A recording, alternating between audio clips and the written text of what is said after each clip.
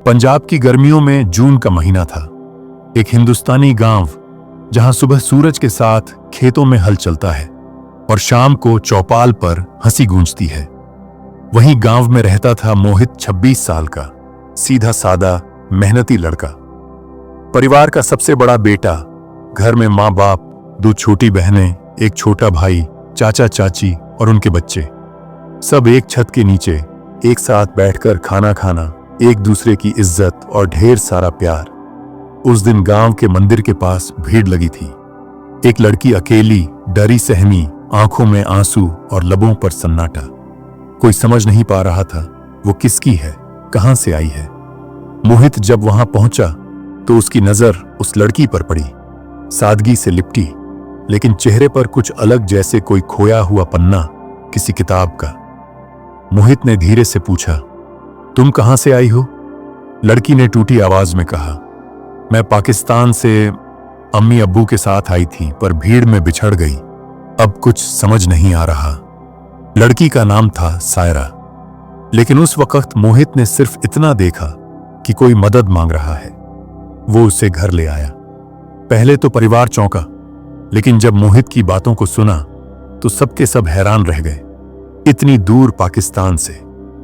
सायरा के लिए सब नया था।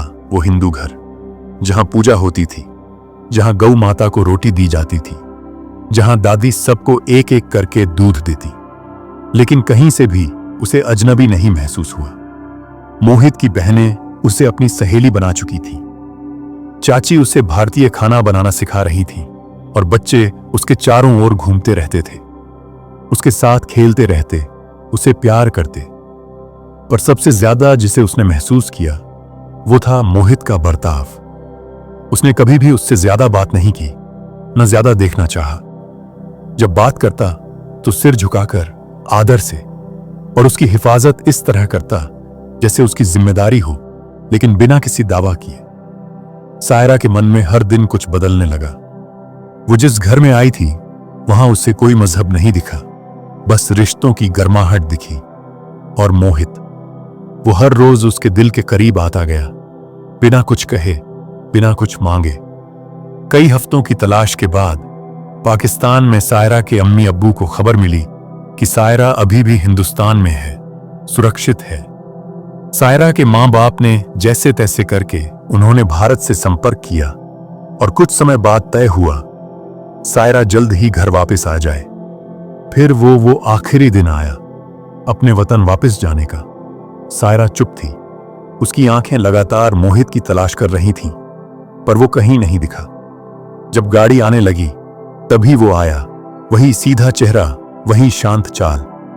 पहली बार उसने सायरा की आंखों में आंखें डाली और कहा, अपने अम्मी अब्बू को मेरा सलाम कहना।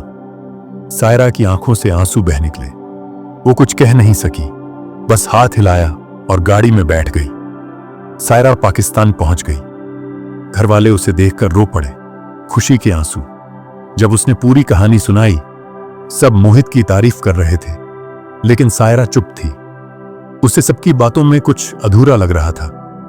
रातों को उसे मोहित की बहनों की बातें याद आती थीं, चाची की मुस्कान और मोहित का वो झुका सिर, जो कभी उसकी आंखों में नहीं देखता था, सिवाय उस आखिरी पल के। अब वो चाहती थी कुछ कहना, वो जो उसने कभी नहीं कहा, लेकिन सरहदें बोलने नहीं देती। फिर भी दिल तो सरहदों से नहीं डरते। क्या अब सायरा फिर हिंदुस्तान लौटेगी? क्या मोहित कभी उसके बारे में सोचता है? क्या 2 दिल जो बिना कहे जुड़े थे फिर मिलेंगे? अगर कहानी आपको अच्छी लगी हो तो कमेंट में जरूर बताएं, अपने यार दोस्तों को शेयर करें। कहानी के दूसरा और तीसरा पार्ट भी है। अगर आप कहो तो मैं इस कहानी को आगे भी सुना सकता हूं। देखना चाहोगे तो यस जरूर लिखें।